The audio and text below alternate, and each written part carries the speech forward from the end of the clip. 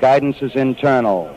Ignition sequence starts. 5, 4, 3, 2, 1, 0. All engine running. Liftoff. We have a liftoff.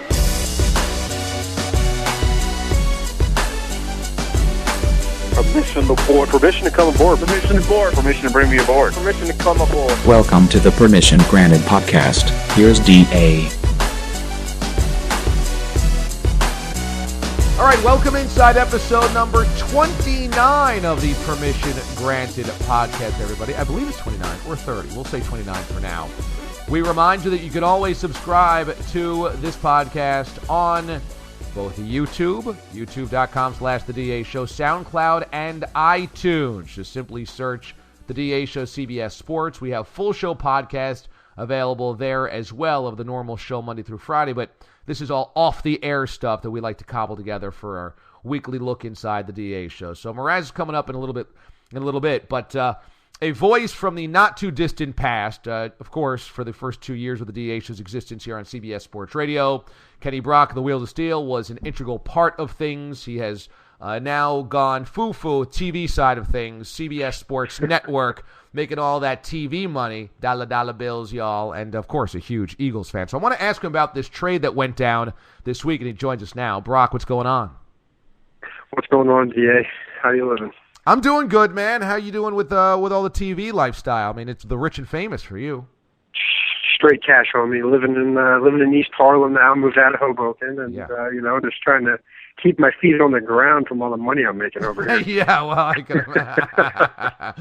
I can imagine. So when this trade goes down, I'm like, I got to know what Brock thinks, because my first inclination was, man, for LaShawn McCoy, a top 3 back in the league, you can only get Kiko Alonso. I thought at least there'd be a draft pick or something involved in that. What'd you think about the return?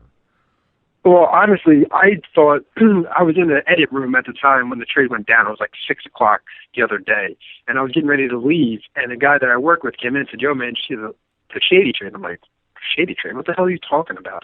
He's like, "They traded him for a linebacker from the Bills." I'm like, "What?" And I was like, "Nah, you're messing around." I'm like, "That didn't happen."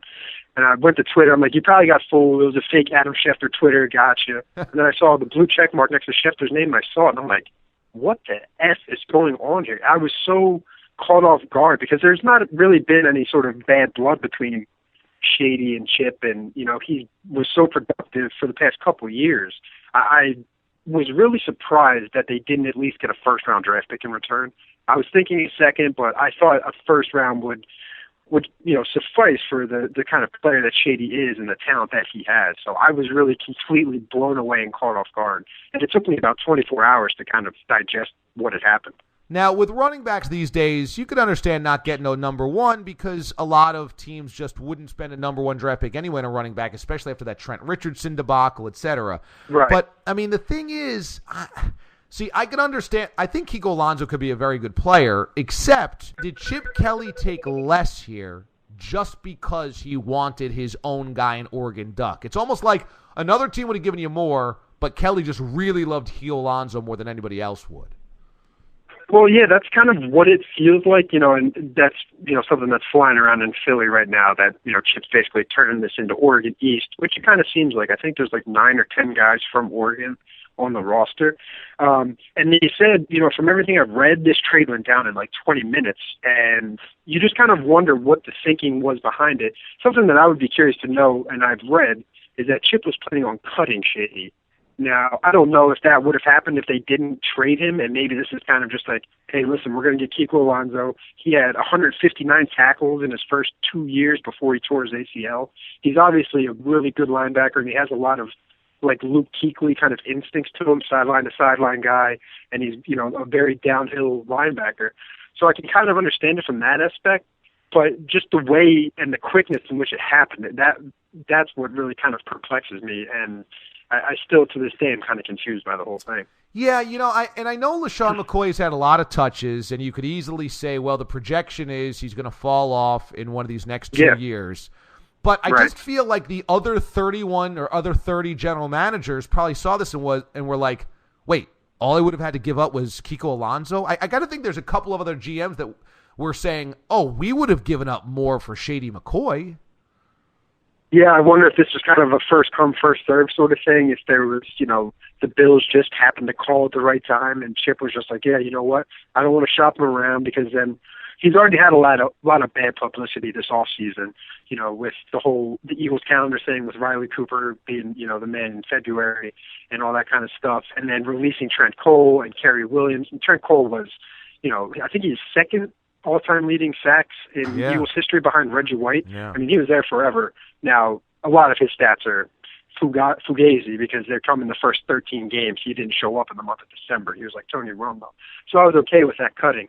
But yeah, no, it doesn't make a lot of sense as to why Buffalo and why Kiko Alonso. I mean, I just think, like I said, I think it was just one of those things that just happened. It's just like, you know what, screw it. This is what we're going to take, and we're going to move on. And they cleared, I think it was $8 million in cap space. So now they sit with like over $40 million in cap space that they can go after people once free agency starts on the 10th. So it's going to be. I'm worried that it's going to turn into the 2011 season, and the whole dream team thing is going to come running back. That's my biggest fear. Well, I mean, and so that came up last night. We had Reuben Frank, who is an Eagles insider, on the show for Comcast Sportsnet in Philly, and he said his theory is that Chip is cleared all this cap space. He's going to go out and sign all of the free agents that he needs to fill out a roster and trade all of the draft picks to move up to number 1 to go get Mariota, because he doesn't want to take any chances. And he even brought up the 2011 Dream Team. Like, the last time the Eagles did that, it didn't work out so well. Would you be okay with that being the offseason? No, absolutely. I mean, I'm okay with spending a lot of money to go get high-profile players as long as it works into the system. Like, I don't want to go give Ndamukong Suh $100 million. I don't want any parts of that. Send him somewhere else. But if they go out and they get a Byron Maxwell, okay. If they go get someone like a Randall Cobb, I don't want to pay him $10 million, but if you pay him $7 or $8 million on the market, I would definitely have that kind of playmaker in our offense, because right now we don't have anybody on offense or defense. He cut 3 of our 4 guys in the secondary. He got rid of 2 of our 4 defensive linemen. He cut one of our best offensive linemen in Todd Harriman, who was a Pro Bowl guy. He got rid of the top 3 back in the NFL. Like, who the hell is running this team? Like, what is going to happen? Who is going to be the playmakers besides Jordan Matthews?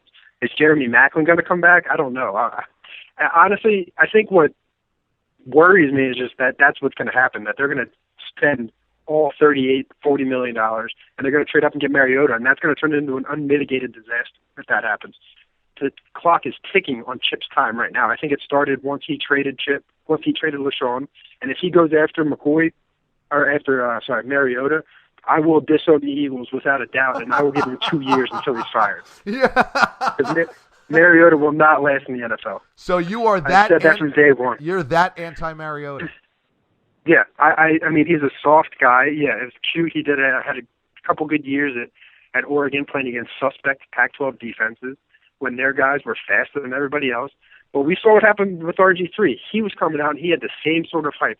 Heisman Trophy winner. He's got, he supersedes any quarterback who has, come before him. Yeah, what happened to RG3? He tore his ACL that first year. Then last year, he was hobbled with injuries and all that kind of stuff. So, no, I don't want any parts of Marcus Mariota in the NFL. That's an interesting comparison because, RG3 was highly coachable. RG3 was a great teammate. Nobody said a bad word about him. And you hear the same thing about Mariota. Now, I think Mariota would seem to be less inclined to go after the celebrity or the branding that RG3 does. But, I could kind of see some of the connections between the two. Yeah, no, there's definitely Mariota's a much more humble, quiet guy. Even though, to be honest, RG3 was kind of that same way in college. Like, his first real, I think, step into stardom was when he did the whole sock thing at the Heisman Trophy presentation. And then after that, it was the Subway commercials and this and that and the other thing. So you don't know. When a guy goes that high in the draft, 1, 2, 3, and he gets, a truckload of money and people chirping in his ear, you don't know how they're going to react. And that's what worries me about taking quarterback that high in the draft, especially someone of Mariota's supposed ability. But I just don't see it translating because they haven't yet. No one has yet. I really wonder about Chip's ego right now because I've always liked Chip and always consider him a really smart offensive guy and a smart coach. But it kind of feels like right now he's going, I don't want any of these guys. I'm just going to plug in my guys. I can do it with my guys, and I don't really care. And I'm just going to kind of I'm just going to swing for the fences because I always know that I have a college job waiting for me. And this is kind of all part of his huge power play this offseason with Howie Roseman, the general manager, and stealing all the responsibility away and all the influence away anyway, right? Right. Yeah, see, that's what makes me a little worried because I was very pro-Chip coming to Philly, and I thought that his offense was going to be, bring innovations that the game hasn't seen before, and it has had some of that, but not to the greatest effect. But the whole turmoil between him and Roseman has gotten really ugly. I mean, when Gamble basically, Chip said Gamble or nobody, and they got rid of Gamble, and then Jeffrey Lurie sided with Chip, and now Chip is kind of out there puffing his chest out. And you just wonder because Oregon, let's be honest, they were a great team when he was there, but they were never able to get over the hump. When they lost to Ohio State in the Fiesta Bowl, and I think it was '08. They lost to Auburn in the national championship. Like, he's good at getting a couple good guys, and he has, like, an eye for speed talent. But in terms of defense, his defenses were never elite defenses.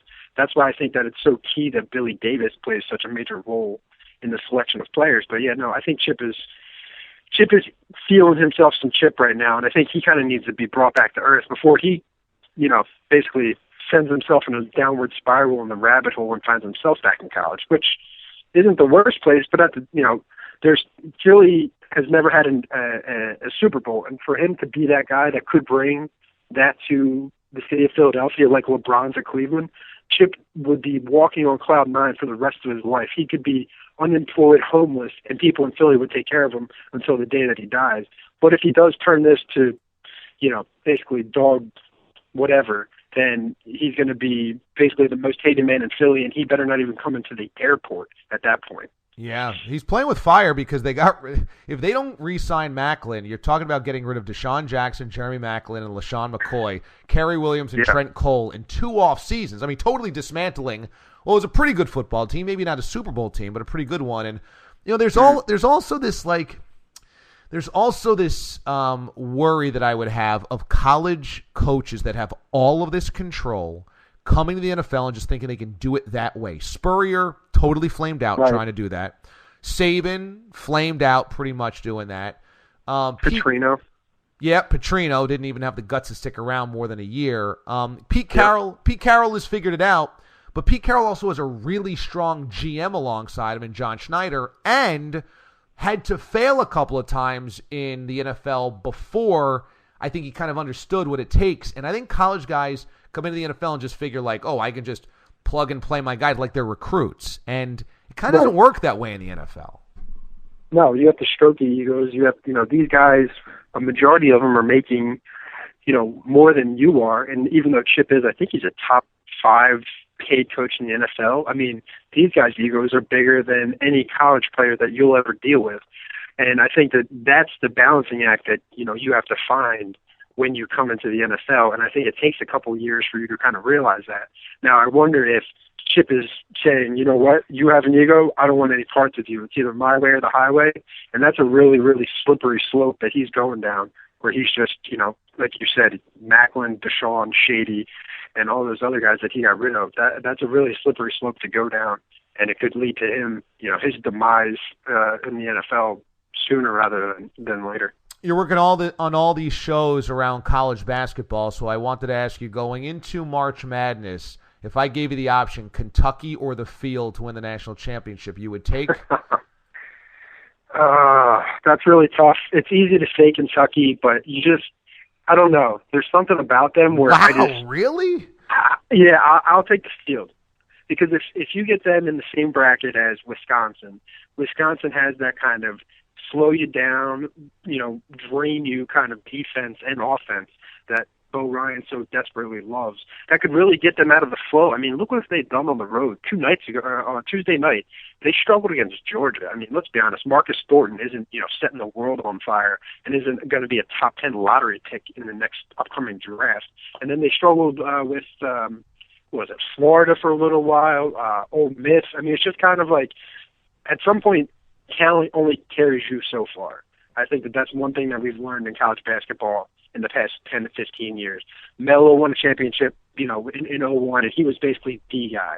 Other than that, I mean, a lot of teams, except for Calipari's team a couple years ago, was, basically teams. And this is a collection of just superior athletes. And at some point, I think it's just going to fall apart. I think that they'll probably go Elite Eight, but I would definitely take the field.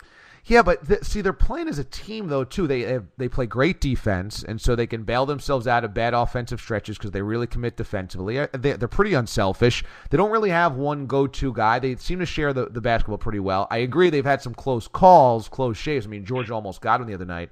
But I don't know. Yeah. I mean, who is the second-best team in the country? Virginia? I got a hard time believing UVA can beat them.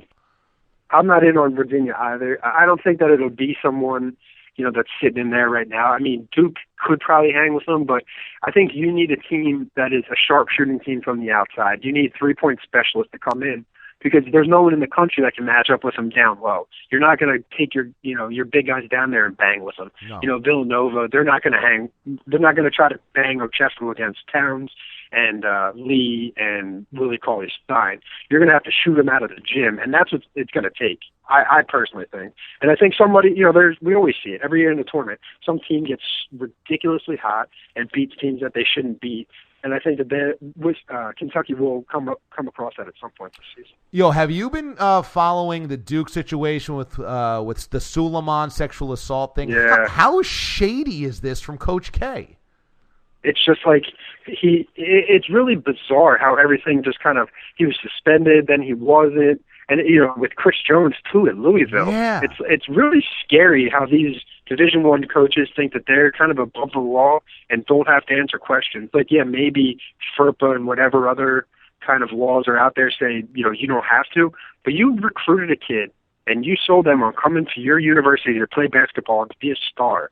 And then they're going to go and allegedly commit a sexual assault against another student, and you're going to have the balls basically to say, sorry, I don't have a comment. Like, who the F are you? You know what I mean? Like, have some dignity and say, you know what? I didn't recognize that there was a character flaw in this guy and that he would do something like this. And apparently between both guys, it's been repeated times. And Coach K knew for 10 or 11 months and let him play, and now it's going to come out and now they let him go. It shows you that all the coaches and everybody that we sometimes like to put on the pedestal don't deserve to be on those pedestals because they're just like everybody else when it comes down to it. It's so disgusting because Chris Jones was dismissed from Louisville by Pitino for missing curfew. Yeah, right, because then the next day the sexual assault allegations come out and Pitino's like, it had nothing to do with it. I mean, you got to be kidding me. And now, as you said, at Duke, Suleiman was on the team for approximately 10 months after Coach K and the staff knew that there were those allegations. I mean, it's just so scummy that they would let those guys hang around or dismiss them and lie, but they're covering their own ass so that they don't get, connected to these and they have no responsibility. But, I mean, for Coach K specifically, who always kind of lives on this pedestal of doing things the right way and no violations or anything, people kind of know that Pitino's a little slimy. But, I mean, for Coach K, I think this is a really, really bad look. And I'm fascinated to see if he really gets called to the carpet on this. To be honest, I highly doubt that he will just because he is Coach K. And, certain members of the college basketball media aren't going to go after him as hard as they should because they know they want whatever access they can get to, a coach who has over 1,000 wins and however many national championships and Final Fours and, helped build one of the most historic programs in college basketball history. But like you said, it's sick and it's repulsive. And at some point, you have to be held accountable. Like, you have to be called to the carpet for what you did and what you knew. And I hope that it does come out that he knew, for X amount of months, and he basically rode the horse until it bucked him, which is, also just a systemic problem in college athletics, which, obviously we don't have time for here, and even in the NFL or in professional sports too. Everyone's good until you use them up, and then, you turn them loose when they're no good for you anymore. And it's a sad state of affairs in college athletics. Yeah, especially when, college athletics tries to put itself on that podium and then they fall so dramatically. Before I let you go, I thought about you the other day because I witnessed Mraz's fattest moment ever Okay.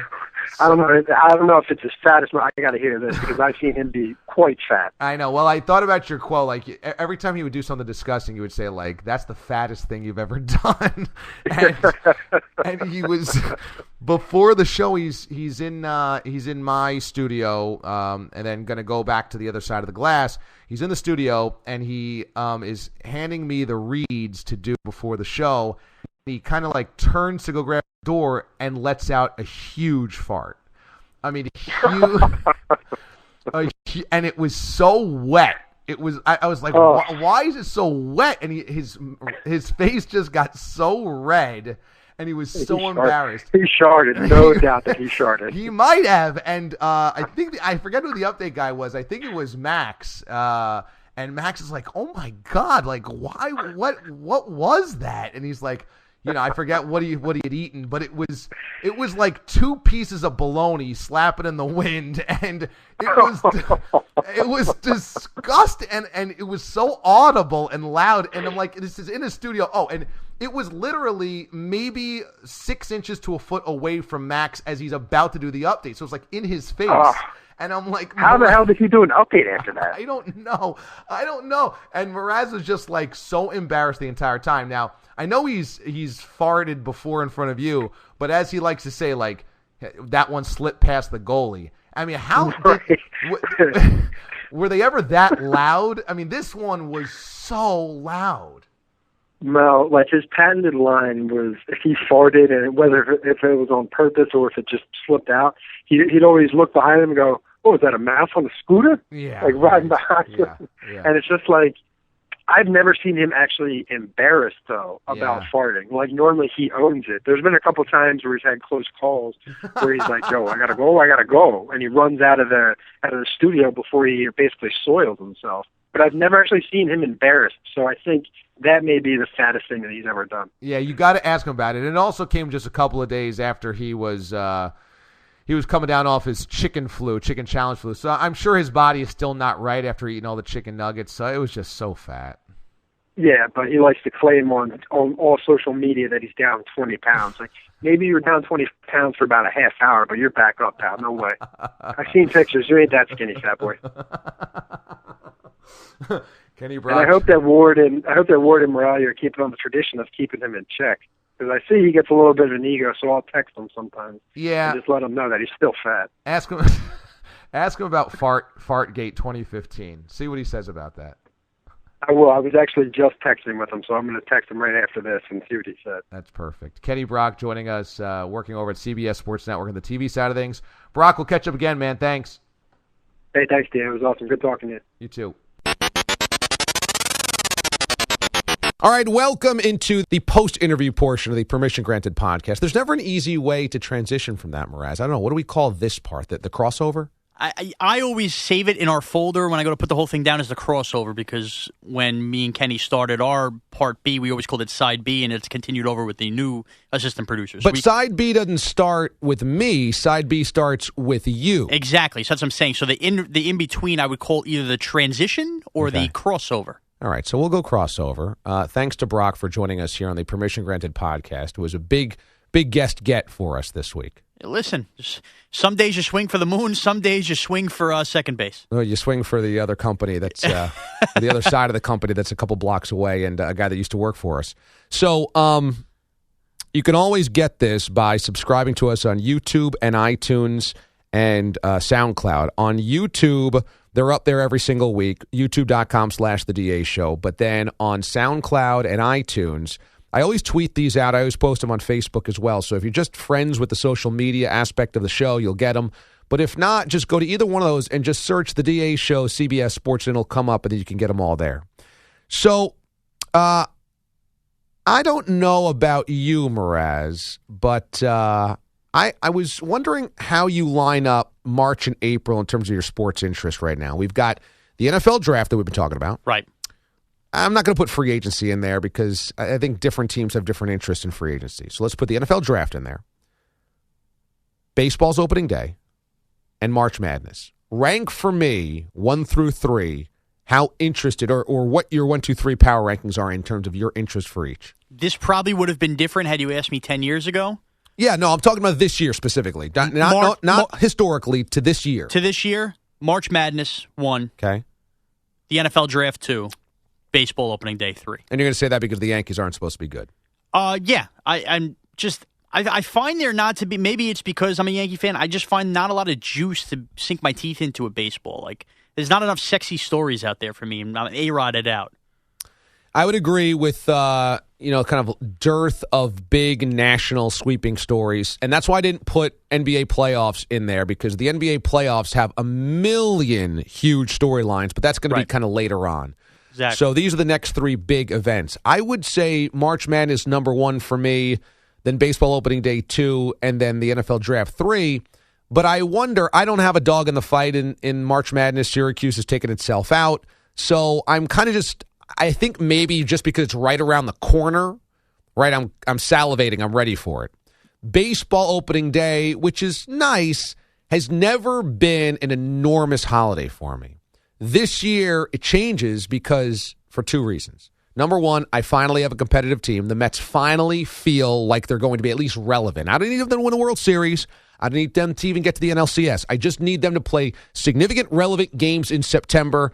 And if we are one of the 2 wild cards, wonderful. My life will be tremendous. First time in forever, you probably are a buyer more so than a seller on July 31st. And I think if you're in a situation where you're rooting for a team that's probably like that, you have some excitement on opening day. Yeah, and hopefully it's not one of those swing for the fences like they did with Scott Kazmir, where they're 6.5 out of the wild card and there's no reason, or 4.5, whatever. I'm talking about, maybe the Mets had a lefty reliever at the deadline. That's enough, more than they would have done in past years. I mean, I'm hearing people talk about the Mets with 89 wins, which is 86 wins, which is what the Royals had last year, 89. The Royals, of course, go to Game 7 of the World Series, so we'll see. But Harvey's back, cross your fingers, and I finally have a relevant baseball team. But here's the other part of it. This winter has beat the hell out of me.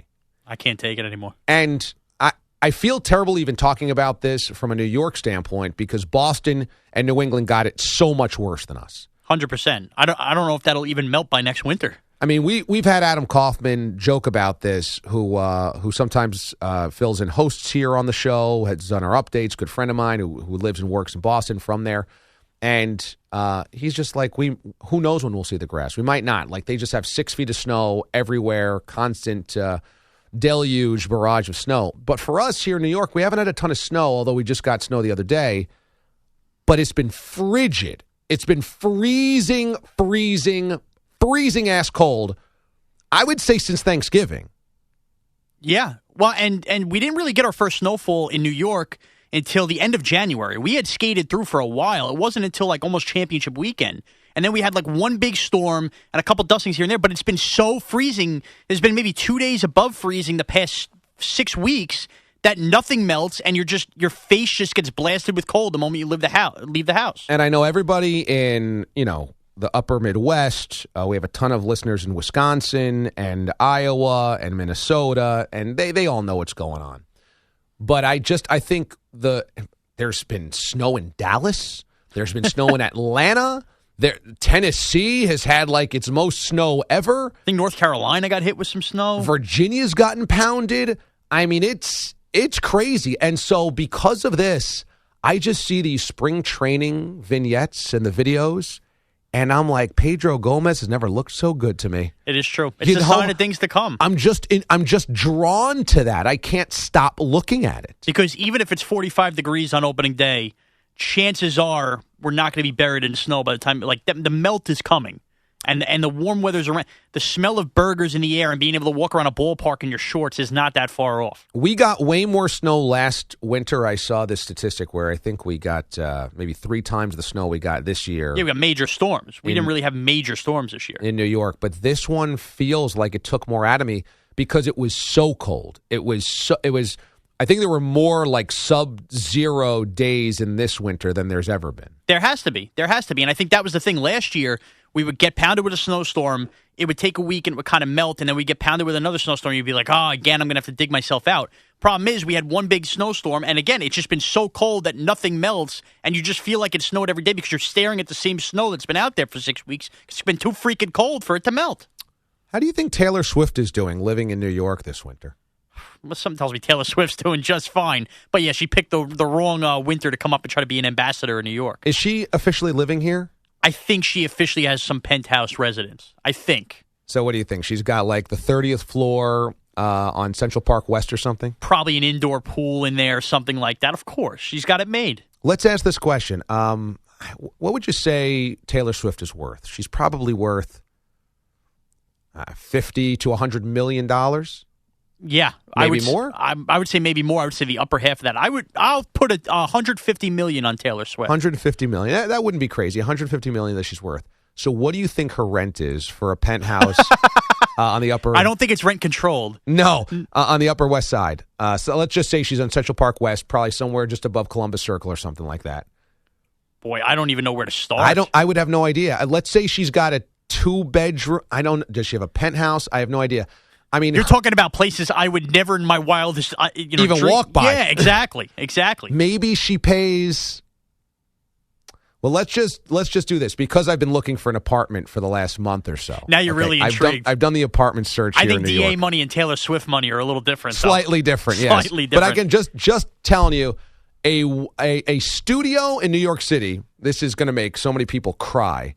A studio in New York City, if you want it in Manhattan in a decent area, is going to run you about $2,500 to $2,800 a month. It's criminal. Studio. It's criminal. You don't even have walls up. And that's just, you don't have a room. You have one room. Okay, so that's a studio. A 1-bedroom will run you over $3,000, probably $3,200 on the low side of having a 1-bedroom if you want it in Manhattan in a decent area and not like a rat trap. Then everybody goes, I want to be living in a good, happening neighborhood. How could you even afford to do anything when you're paying that kind of rent? It's extraordinarily difficult. And so let's say you have a 2-bedroom, and a 2-bedroom in a decent building will run you about $4,000 to $5,000. Okay, so let's say it's $5,000 because it's a nice building. But if she has like an upper, if she's in one of these really luxury buildings with a pool, as you said, and a doorman and a gym and this and a that, $12,000 a month.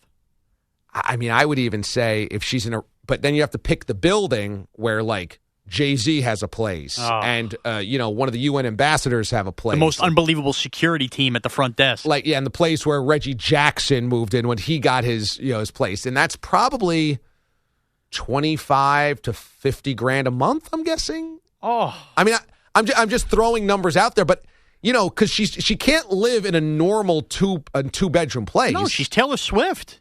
And she probably has the upper level, so... If she pays with some view, I'm sure too. Yeah, right. So if she pays $30,000 a month, so that's say it's like $360,000 a year. She's paying per month what some people get paid in a year. But the best part is that she doesn't even spend all her time here. I'm sure No. She probably goes to L.A. I think she's from Nashville, maybe. I believe that she definitely got her start in Nashville. No, actually, I think she's from Pennsylvania, and then went down to Nashville to get her start in country and the whole. But so she must have 3 residences. Of course. And I'm sure she has some kind of residence in some tropical island somewhere. Yeah, right. She ain't living like HBO Girls where there's like 4 girls in a little studio. They divide it by curtains. It's just not how it works. It's almost not real life to picture. It's disgusting. So she's had to deal with this winter too. I wonder if March Madness is her favorite upcoming event. Let's guess.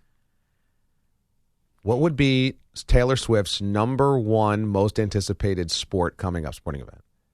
It's not March Madness because she doesn't know any college basketball. No way. I bet you it's the NFL draft. She spent some time in Nashville. Maybe is familiar with college football players. Football's the easy one. Girls love football. Yeah, it wouldn't be baseball's opening day. 100%. I would say maybe the NBA playoffs if you put it in there. She's probably been. I was actually at a Knicks game where she was at, so she's at least been to one Knicks game. At least one. At least one. She got interviewed on MSG. So maybe she, but the Knicks aren't going to be in it. So I don't know if she can. If she could name one team, what sport do you think it's in? Football. I think football's the easy one. Football is king. So why would we vary from that and assume that Taylor Swift can't name a football team? So let's assume that she can name at least the Patriots, right? Maybe the Titans. And I would think entertainment artists have a more vested interest in football for the chance that maybe they'll host a Super Bowl halftime show eventually. Ooh, good one. Maybe you're the next Carrie Underwood singing the Sunday Night Football song. Okay. I think for an entertainer's value, there's more money to be made with the sport of football than any other sport, so maybe you have more of a vested interest. Can she name one college basketball team? that will be in the tournament? Because I guess she could just name Tennessee. Can't just name the schools. Got to name the mascot? No. Okay. All right. Coming up, producers, Side B on the Permission Granted podcast. Take it away, boys. All right. Welcome into Side B of the Permission Granted podcast. Boy, these weeks just keep flying by on these podcasts. I am the executive producer of the DA show, Sean Mraz, joined by associate producer this week for back-to-back and a belly-to-belly weeks, Jimmy, James, cool kid, can't eat that many nuggets. Ward, James, how are you? I'm doing well. I appreciate the back-to-back appearances. Pretty soon, I think we'll be shutting Morale out completely, but phasing this Morale is the out. start. Well, Morale is basically using, I would say, all of his vacation time right now. I mean, do we have any idea when the guy's coming back? He had It's a big vacation for early in the year. To take 2 weeks off early in the year? Early in the year, you're screwing yourself later on for the summertime. That's not going to be good. But, I mean, that's what he chooses to do. So, it looks like Morale would be strapped and ready and, probably be working a couple holidays because of the time off he's taking. Little Thursday night Thanksgiving producer shift. Maybe Christmas Eve into Christmas. Have fun with that because I'll be nowhere near this place. I'll tell you that right now. Speaking of days off, DA is really hampered here. Now, last week I had to use one day, a sick day. I got really sick, and there was some questioning whether I got the chicken nugget bird flu, if you will. DA really was cautionary, was staying away from me. I took the day, but I was still in that initial day that I was sick and left a little early. Now DA is sick, and he's trying to blast through. For those who listen, the night McCoy got traded, DA was really under the weather, and he really held through like a trooper. But I spoke to him earlier. He's sick as a dog here. He's in bad shape, and I have to wonder, he was the brains behind that chicken nugget challenge. I thus got sick. We don't know yet if that's officially related to the chicken nugget challenge, and now he is sick. Did he do himself in by the challenge, by osmosis? I think there would be something to that if we could figure out if Jacob Wilkins is sick. But I'm not just going, DA got sick because you got sick, the chicken knowledge, chicken nugget challenge. But if Jacob's sick, I could see that being a case. See, here's the thing. Who's patient X? Jacob might have been patient X. Jacob might have walked into that chicken nugget challenge sick because, he's screaming, spitting his germs everywhere. Maybe he was the one who was sick and it kind of got passed by. Are you worried you're going to get sick? No, because I have a very healthy immune system. Yeah, I do too. And same with Steve-O. We're both very healthy people, so we are going to be totally fine. But I'm a healthy person, and I wasn't. You're the healthiest 275-pound guy there is, right? Well, I'm not 275 anymore. I'm 260, but thank you for noticing. So, yeah, I really don't know what we're going to do here with DA. Hopefully he powers through. But this chicken nugget challenge really, it was a bad idea, I think, because now we have key members of the show going down like flies, and we hope, James, that you're not next. But let's get real here. Let's talk about what everybody wants to talk about this week. And here we are the first week of March. March Madness is on the cusp, and you would think that would be the talk. And, yeah, Kentucky's a big story. It's the NFL, man. The NFL is owned all 12 months, and here we are with a blockbuster trade, something that you used to see in baseball maybe in the offseason or on July 31st, but even that kind of stuff has kind of quieted down. The NFL is king, and this LaShawn McCoy trade, James, you worked down in Philly for a little bit. What are your thoughts? I was blown away when I heard about it. I mean, you had guys talking about, let's trade McCoy for Eagles trading McCoy to Team X to get their quarterback to replace, Nick Foles. To get Kiko Alonso, a third-year linebacker who missed all of last year with his second knee surgery, a good player, but, LaShawn McCoy is still, I would argue, the second or third best running back in the NFL. I was very, very surprised by it. Yeah, I think there's very few game-changing running backs. And I know DeMarco Murray was the rushing king last year. I wouldn't even put him in there. I think there's a pantheon of three running backs right now, and that would be LaShawn McCoy, I think Jamal Charles is there, and I think Marshawn Lynch is there. I'm not sure what to make Adrian Peterson because he missed all of last year, and that could be a tricky thing. He's getting miles up there. And DeMarco Rush behind that big offensive line, I think he's great or whatever.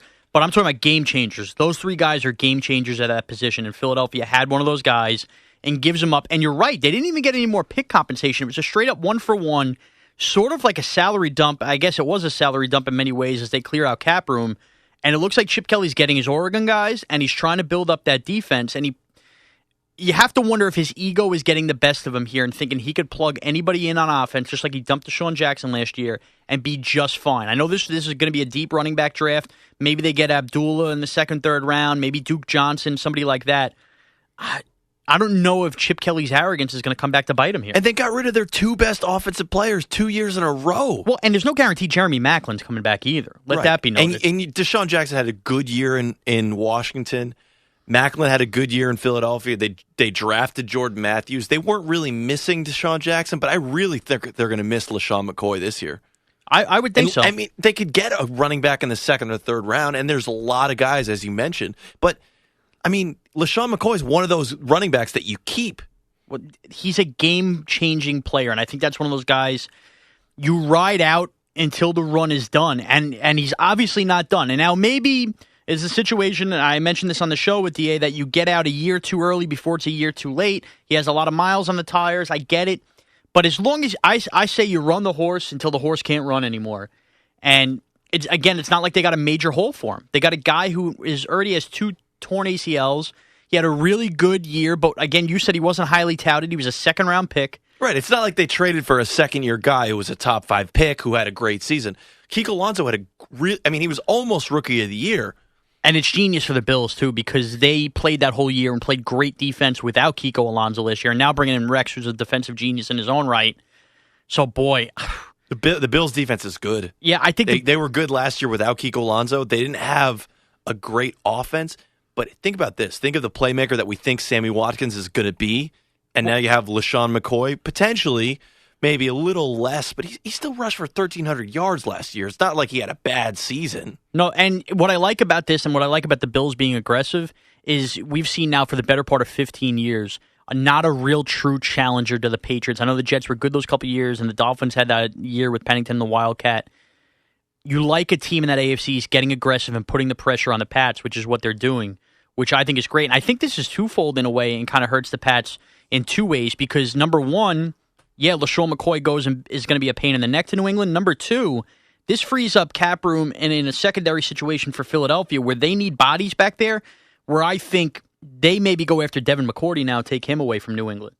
I could see that. And I don't think they'll go after Revis if Revis becomes available because of the Nnamdi Asomugha situation a few years ago. I had thought about Revis and probably not. They could go after Maxwell from the Seahawks. Yeah, I could see that. Now, as this is going to be our last podcast before NFL free agency starts and when the floodgates open, which, as we know, unlike in baseball and other sports where teams kind of take forever, I believe they could begin negotiating this weekend, and then by Tuesday, I think it is, that's it. It opens, and guys just fly off the board in the NFL. So this is going to be the last time we get to preview it, and I'm sure next week's podcast we'll get to talk about it. So this move really kicks things off and makes the Eagles players in free agency. And you have to think that the Eagles now are going to pick up various parts, defensive parts, stuff like that. Do you think that this is kind of a ploy to get the bodies in and trade a bunch of picks, as many picks as they have to go up and get Mariota? I think that makes sense. But then you heard all along that McCoy could have been the chip. If they wanted to get rid of a player, they could have gotten rid of McCoy for a pick. But I mean, the salary's less. Unless they've already talked to teams like the Jets or teams like the Titans who said, we don't want to spend that cap room on McCoy. We want the young players. We want the picks. Right. That makes sense.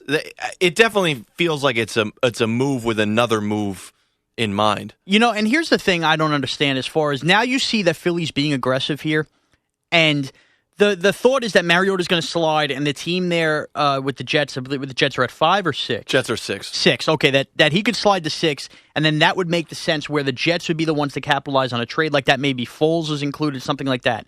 If you see Chip being this aggressive and this crazy, if you're the Titans, don't you have to start to float out there that you guys could take Mariota instead of just all we hear is that they're going to take Leonard Williams? Yeah, they like Mettenberger. They like Mettenberger. If you're the Titans, don't you aggressively go out there and tell everybody how much you love Mariota? And really test and see if the Eagles love Mariota, you be the one to cash in on those picks. Yeah, that's an interesting point. The thing that you really feel now when we're a couple days away from free agency, the draft, it's you get a lot of teams floating rumors, and you don't know what to believe about any of it. I think that this time of year you really see the NFL reporters, flooding rumors. The Titans let Mettenberger, so they're not in play for Mariota. Mariota might drop to number 6. You really don't know until it all plays out. Exactly. And if you remember last year's draft, Blake Bortles, that was a stunner when the Jaguars took him. So we're in for a stunner on draft day. It was a stunner when Miami traded up for Deion Jordan, which turned out to be a total bust. I mean, by the way, Chip, if you love if you love Oregon Ducks, I'm sure the Dolphins would take a Deion trade. Jordan. Right, exactly. So you're right. There's any surprise comes, but I think now if you're the Tennessee Titans and you see the Philadelphia Eagles doing this, now's the time to start telling everybody you're really interested in Mariota. Yeah, maybe it hurts Mettenberger's feelings or whatever, but you should be the one to cash in on this trade, not a team like the Jets if they fall back. Because the amount you'll get for the number 2 pick overall is crazy. Insane. And if you're the Titans, you could pretty much rebuild your whole franchise from there. And if you really think Mettenberger's the man, you get a ton of bodies around him. A ton. Yeah. So, I mean, you go from that standpoint. Now, the other big name and the thing everybody's going to talk about is Sue. Obviously, he's probably not going back to the Detroit Lions. You have a gut feeling where you think Sue ends up? No, and we were talking about it off the air when we were saying, there's a rumor out there that Sue will go to the Giants. I don't want him on the Giants because that'll put them in salary cap hell. Yeah, I agree. A team like the Giants is not a fit to sign a guy like Sue because, A, they already have a good young defensive tackle in Jonathan Hankins. B, when you sign a guy like that, you have to have a lot of cap room after you sign him. So, in other words, Sue pretty much has to go to a younger team with a lot of young guys, like a Jaguars, like a Raiders, and maybe take his lumps and be a part of rebuilding that team. Now, both those teams have young quarterbacks that maybe you think they've kind of bottomed out and they're finally back on that rise. And I'll tell you, if Sue can see Los Angeles in his future, because I know he wanted to be a big part of the city and everything like that, if he could be the face of a team going to Los Angeles, suck it up for a year in Oakland, I think the Raiders make a lot of sense for him. And he's such a player for the Raiders. The Sue thing reminds me of Albert Hainsworth a couple years ago. True. Bad reputation, but good player. Sue is definitely, Sue's a 4-time All-Pro. Right, better player, but someone's going to pay Sue a lot of money. And that's why you got to be careful. NFL free agencies, really especially have to be that much money for a defensive tackle. That's why it doesn't make any sense, because the way you win in the NFL is you build through the draft and you use free agency to get the other parts needed.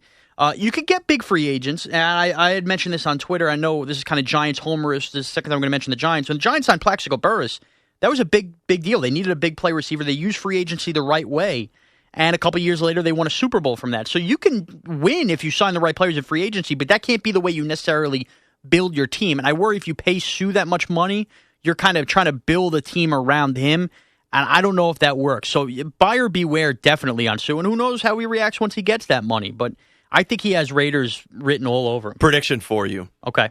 Next year, Sue will not make the NFL playoffs. Yes, I think that's a fact because I think he's going to go to a crappy team. He will go to a crappy team, big contract. They will be unable to get other players in to make them better. But I think there's better odds that Sue will not be in the playoffs next year than be in the playoffs. I totally buy that. Unless you think that the Eagles sign him with all their cap room. Yeah, but he doesn't. Chip Kelly's getting rid of Deshaun Jackson because he's got a bad reputation. Good point. Is he Chip bring in Sue? Chip wants control of that locker room. Yeah, obviously, it's not happening with if he brings in Sue. Good point. I had thought about that because you always look at cap room with those teams. That can make a lot of sense. Is there any other free agent that intrigues you on the market where you really can't wait to see where they end up? I'm going to go the opposite way. Did we ever think that the Browns would make another bad quarterback decision? They signed Josh McCown. I know. Is that such a Cleveland move? That is literally like taking a pile of money, throwing it in a garbage can, and just lighting it on fire. I know it's NFL, so not guaranteed money. But McCown couldn't even play for the Bucs last year. He was 1-10 last year as a starting quarterback. And going back to Buffalo too, trading for Matt Castle. These are both kind of similar guys. You're not going to win with these guys. I credit the Bills for being aggressive, but in the great scheme of things, you're really not going to win with Matt Castle, and the Browns are not going to win with Josh McCown. So if you can't sign McCown and think you're going to win games. That's got to be like the ultimate insurance policy. So maybe you think Manziel comes back. You would think both of those guys, and I guess the Hoyer situation, he probably wouldn't want to go back to Cleveland. Brian Hoyer is better than both those guys, isn't he? Yeah, maybe Brian Hoyer to Buffalo. Well, they got Matt Castle now. But is Matt Castle going to be the starter? So they go with two quarterbacks to Buffalo? I think Brian Hoyer could end up with the Jets if the Jets don't get Foles. But again, you need another marginal quarterback. Well, who are you going to get? It's such a pile of trash at the quarterback position available. It's unbelievable. Which is why I think it's good that the Texans are talking about staying with Ryan Mallett, because I think of all those guys, Ryan Mallett's the one with upside because he's at least you don't really know what you got with Ryan Mallett. You don't really he was know. a guy that people wanted. They finally got him, and then he got hurt. Exactly. You know that the other guys are all crap. I think the other guy that's kind of weird to watch out for is Michael Vick going to play this year? No, he looked so bad last year. But isn't he better than all? If you get him in a better situation. I mean, if you're lumping Vic in with Josh McCown and Matt Castle and Brian Hoyer, the thing with Vic is, does he really want to play anymore? That's true. Maybe he's done taking hits and he really, really doesn't want to play. I'll give you a guy to watch out for, and I think a guy who may end up in Philly if they don't sign Macklin. How about Torrey Smith? I think he's a very interesting free agent. Yeah, I like Torrey Smith. Make plays, stretch the field. He would be a deep threat for the Eagles. Definitely. And would he be cheaper than Macklin? Maybe slightly. Maybe a little bit. A little bit. I think he could fit that Eagle mode. I could definitely see. I think Torrey Smith's definitely got to watch out for. You assume Revis probably goes back to New England. Yeah, I think if you're a guy, the thing with Belichick though is he gets rid of the guys a year. He'd rather get rid of guys a year too soon versus a year too late. Revis is getting up there. How many more dominant years does he have? But if you're Bill Belichick and you could be the first coach to win 6 Super Bowls, do you try to go all in again and say, let's go get this right now? Right. Let's get Revis back. Yeah, I could see the Revis thing playing out either way. And what about DeMarco? I think DeMarco Murray is so overrated. His year last year was predicated completely on the offensive line. Totally. As much as I hate Tony Romo, the downfield threat of Dez at Tony Romo was too much. And last year was the And you're first... not saying he's not a bad running back. He's a very good running back, but I agree. Like I said at the beginning, he's not a power, he's not one of the 3 game changers at the position. No, I'd take LaShawn McCoy any day of the week over DeMarco Murray. I think you're going to see a situation with the amount of cap room. Indianapolis doesn't have a lot of cap room, but I think Indianapolis is a team where they could probably bring in both Andre Johnson and DeMarco Murray. I think they could find a way to make that work and go all in that AFC next year with those 2 guys to help out Andrew Luck. I think DeMarco Murray's 2014 is going to be like Chris Johnson's 2,000-yard rushing year. I don't think he's ever going to come close to that. Well, I don't think so either. I think that just shows how good the offensive line was. He can still play, though, and he's still a back. And if you're the Colts, you look, those injuries at that running back position did them in last year, ultimately. Boom Harem's okay, but it's not. I mean, if you have Andrew Luck and you have, T.Y. Hilton, you need a running back to make it work. Which is why I think that happens. I think Hakeem Nicks has shown the door here as he's a free agent. I think they find a way to make it happen because those reports were out there, mutual interest for Andre Johnson, too. They could bring in those 2 guys. Maybe you start to consider them the favorites in the AFC next year. I know they took their lumps in the AFC Championship game. But you know that Luck's going to win a Super Bowl in the next 3 years. 100%. Exactly. He might win 2 Super Bowls in the next 3 years. And they've taken a step in each of their last 3 years with Andrew Luck. So the next step, theoretically, would be to get to a Super Bowl. So they make those moves. Who's to say? It's tough to repeat, as we saw, so maybe New England doesn't get back. I'm not buying Denver with Peyton Manning. I think if you sign those guys, Indianapolis might be the team to watch in the AFC next year. Yeah, that DeMarco makes sense to the Colts. I think he really does. It's going to be wild. The NFL free agency always is. And again, you don't want to build your team that way, but we'll all go bonkers over it. It's going to be during conference tournament week. You're going to have all these conference tournaments going on, and what are we going to be talking about? NFL free agency. Football. Where does Devin McCourty end up? Those are going to be the big stories. So the NFL is king, and it will continue to be king. And that's the way it is. So next week on the podcast, I'm sure we're going to recap a lot of that. We'll look into Kentucky. Maybe they'll be undefeated in their conference tournament. Maybe not. They're a story to watch out for in March, but I don't think there's an SEC team that could beat them. Georgia came close. Yeah, they had their chance. We'll see. But either way, it's getting fun again. Now it seems like the dead of February is over. We're picking up the pace. March Madness, NFL free agency, the path to the draft. The NBA, NHL playoffs are here. Sports are starting to get good again for the first time since the Super Bowl. So we're going to have a lot to talk about here on the show and on the podcast. The month of February is finally over. Thank goodness. If only the snow would go away in the Northeast. Well, that's going to do it here for this episode of the Permission Granted podcast. Remember, youtube.com/The DA Show, facebook.com/The DA Show, Twitter, I'm Mraz CBS. James Ward, CBS, WARD. Follow him. He brings a lot to the table, let me tell you. I got some tweets. He's got some tweets. I mean, that's not like you where I want to fire Glenn Sather and give him a trophy within 3 minutes. We're not going to talk about that. I at least think before I put up a tweet. I'm irrational. I'm an irrational fan. I think that's why. That's the understatement of the year. It is an understatement. Well, that's it. Before I get bashed anymore, we're going to get out of here. Thanks for listening. We'll catch you guys next week.